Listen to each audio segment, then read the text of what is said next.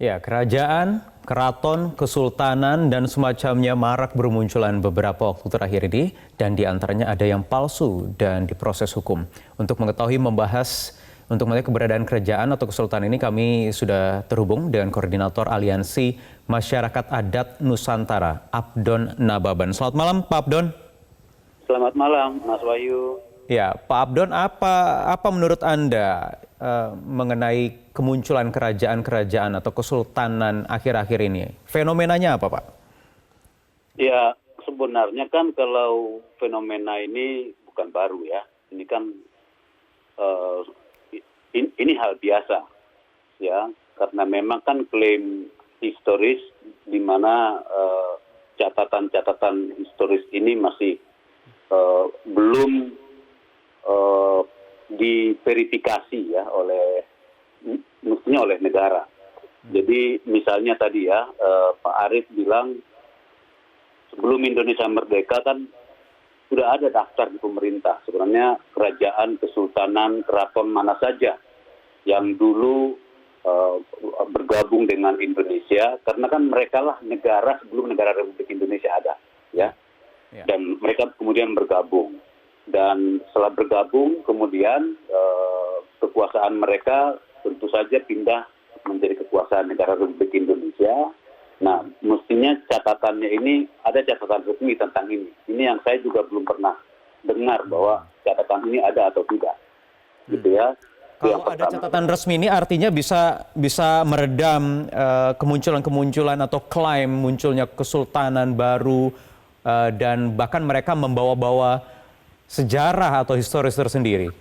Nah, tentu saja justru itu ya. Jadi sangat penting sekali ada catatan ini ya di negara, sehingga kalau ada klaim-klaim baru mestinya lebih mudah untuk mengatakan oh ini secara historis bisa dipertanggungjawabkan, secara kultural bisa dipertanggungjawabkan. Nah kan kalau kondisi seperti ini sebenarnya kemana membawa atau siapa yang memverifikasi kalau ada klaim yang seperti ini kan tidak ada ya. Jadi itu satu hal. Jadi memang menurut saya kan sekarang ini hal-hal ini kan belum clear, jadi masih remang-remang gitu ya.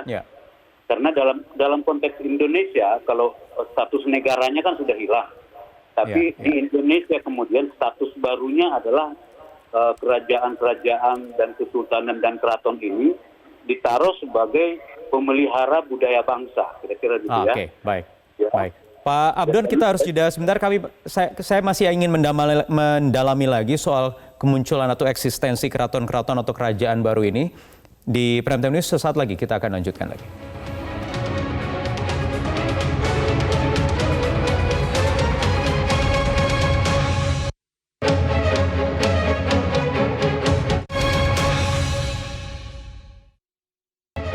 Baik, kita lanjutkan lagi perbincangan. Pak Abdon, misalnya ada lagi yang baru muncul 1-2 hari ini, yaitu Kesultanan Selacau yang mengaku menjalankan peran pelestarian budaya. Kira-kira kalau menurut Anda, apakah masih ada ruang bagi pemerintah untuk memberikan panggung sebagai entitas baru ini yang munculnya belakangan, tidak ada historinya, ini muncul sebelum era kemerdekaan misalnya? Nah, sebenarnya itu tadi kan di Undang-Undang Nomor 5 Tahun 2017 itu tentang pemajuan kebudayaan memang disebutkan bahwa kerajaan, kesultanan, keraton ini sebagai subjek pemelihara budaya bangsa, gitu ya. Nah, bukan pertanyaannya kan nggak jadi persoalan kapan mereka kemudian muncul ya, sepanjang mereka bisa menunjukkan bukti-bukti sejarahnya kan ya. Dan itu menurut saya ya itu tadi itu hal yang biasa, tapi kan pemerintah punya kewenangan untuk mengatakan berdasarkan kriteria-kriteria tertentu itu bisa atau enggak. Misalnya kalau dia menyangkut kerajaan kan rajanya harus jelas dari keturunan ya, dan kalaupun ada suksesi harus jelas juga mekanismenya ya.